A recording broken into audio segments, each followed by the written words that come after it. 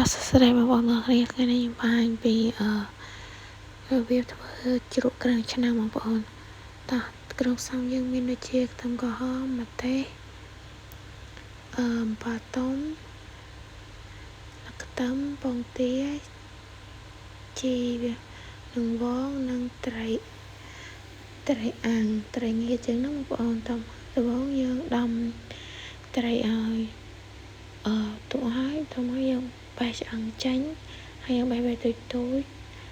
មកពងទាយើងដែលបានស្ងោរហើយណាយើងយកវាមកចិតចំណិត2-3គ្រាប់តាមចំណង់ចំណូលចិត្តបងប្អូនចូលមកយើងដាក់ខ្ទឹមក្រហមយើងចូលខ្ទឹមក្រហមដាក់ម្ទេសដាក់ខ្ទឹមសដាក់ចូលអស់ហើយតមកយើងក៏ដាក់ខ្ទឹមយើងក៏ដាក់អំបិលទុំយើងចូលដូចគ្នាដាក់លើខ្ទឹមចូលទាំងអស់ដូចគ្នាបងប្អូនបងប្អូនអាចមើលតាមជាក់ស្ដែងបានបងប្អូនតមកយើងក៏ចាប់ផ្ដើមលាយគ្រឿងបន្ថែមទៀតមានអំបិលកន្លះស្លាបព្រាបងប្អូន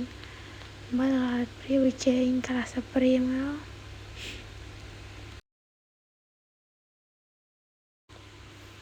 បងប្អូនដាក់ប៊ីចេងហើយបន្តមកដាក់គ្រឿងផ្សំផ្សេងទៀតមកបងប្អូនយើងក៏ដាក់ស្ករសកន្លះស្លាបព្រាដែរមកបងប្អូនដាក់រួចរាល់យើងក៏ចាប់ផ្ដើមទឹកត្រីបងប្អូនយើងដាក់ទឹកត្រីកន្លះស្លាបព្រាដែរមកបងប្អូនដាក់ទឹកត្រីហើយបន្តមកយើងក៏ដាក់ដាំទឹកឲ្យពុះតមកយើងក៏យកទឹកមកចាក់ចូលក្នុងមុខម្ហូបដែលយើងបានរៀបរាប់មិញបងប្អូនយកមកចាក់ចូលមុនយើងចាក់ចូលយើងដាក់យើងដាក់ជីរនាងវងចូលសិនបងប្អូនដាក់ជីរនាងវងហើយបន្តមកយើងចាក់ទឹកក្តៅចូលឲ្យរៀងច្រើនណាបងប្អូនដើម្បីឲ្យវាចាក់ឲ្យស្មើនឹងម្ហូបដែលយើងបានលាយហ្នឹងបងប្អូនហើយចាក់ហើយបន្តមកយើងកូរវាចូលគ្រឿងយើងភ្លុំមើលថាវាល្មមឬអត់បើវាស្ទើរអីបងប្អូនអាចថែមថយតាមនឹងបានបងប្អូនយើងដាក់តាមចំណង់ចំណូលចិត្តបងប្អូនណា